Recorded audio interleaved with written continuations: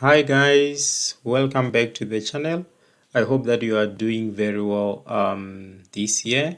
So the thing is that I decided to come here with another question that you might actually get in your exams and also the March questions and June questions, in your tests and also the examinations. So I thought about this particular question for solve for X, and I hope that you enjoyed the video. And if you did actually enjoy the video, let's try to go up until December together so that you can actually pass your mathematics with flying colors. So I decided to go and take this question because I know that there is like a lot of students that are actually struggling with such questions. You can be able to solve for X, but sometimes when they give you a question that is actually based on exponents and also the basis of whole numbers and so forth, you get to struggle when it comes to those type of cumbersome questions. This question is actually similar to something like 2x, which is equal to maybe 16 to the exponent. Let me do this right, to the exponent, maybe I don't know if this will work. 2x minus 1, minus, what is this, minus 1, right? So if you get something like this, you'll have to think about changing this base to this particular base, so that when they are equal, then we know that the exponents are also equal. So I'm just going to do this and say 2 to the exponent 2 to the exponent what 4 will give us 16, right? So meaning that now we can go and say 2x is equal to 2 to the exponent what 4, and then this into what, into x, 2x minus 1. And then from here we know that the bases are actually equal to each other, and if they are equal to each other, then we can be able to do what, we can be able to say that exponents are equals as well. So x is equal to what, 4 times maybe 2, this will give you 8. Let me erase this one and try to say, okay, 8x minus 4, and then we're gonna take 8x to the other side, and we're going to have negative 8. Let's just subtract it, negative 7x, you see, which is equal to negative 4. So meaning that x is equal to negative 4 all over negative 7, and this will give you a positive 4 over 7, right? This is very simple, but this one has like 2 as a base times another base, so you have to think about it. So let's see if we can be able to come with a solution for this one. I will now think about 2 times 3 as our basis, and also this one as our big base. So the thing is that if you check the question, it says if it is given that 2x times 3y, so it means that we are focusing on the variables x and y. So I'll just come here and say that how can we create the same base as this one from the base 24.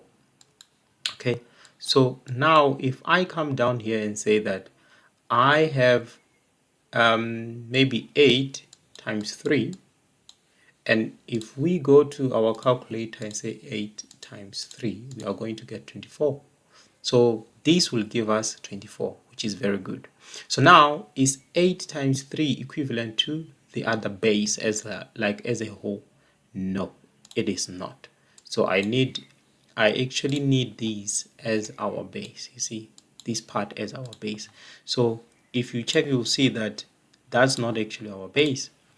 So in order for us to further simplify these, we have to check, okay, we have a 3, but we don't have a 2. So what if we say that this will be 2 to the exponent 3, then times 3? So this one is actually equivalent to the base that we are actually looking for. And also we can now be able to, simplify the given question further. Okay, let's go. 2x, the I wanted to say the plus of times 3y is equals to, let's take this, 2 to the exponent 3 times 3. So if you check, you'll see that this is actually equivalent to this other base on the other side, and also we still have our exponent 6. Okay, cool. So now let's try to multiply the exponents before doing anything. Like for instance, this times this will give us 3 to the exponent 6, and then the other one will be the multiplication of 3, which is actually 18. 6, 6, 12, 6, 18. So 6 times 3 will give us 18. Cool. So now we know that we have 2 to the exponent 18, and then the multiplication of this, which is equals to the base as well, right? Do not actually multiply them, because at the end of the day, you are trying to get the bases so that you can equal the exponents. Okay? Multiply by 3y. So now we know that anything that has to do with x then should actually be, or maybe I can just say base 2 and base 2 are actually equal to each other, and then 3 and 3 are actually equal to each other. So 2x is equal to not just 2x actually, but I'm just, further simplifying it, 2 to the exponent 18, and then when the bases are actually equal, it means that x is equal to 18. And then the other part will definitely be what? 3, 3y, which is equals to 3 to the exponent 6. And then this means that y is equals to 6. You see? So remember that you are not done with the question up until you determine the numerical value of x minus y. So this means or implies that we have to go and say x minus y is actually equivalent to 18 minus 6, which is equals to 12. And then now we are done. I hope that you enjoy the question and also the lesson. Let's meet in our next video. So I just want to create, smaller videos so that you can be able to comprehend these cumbersome questions.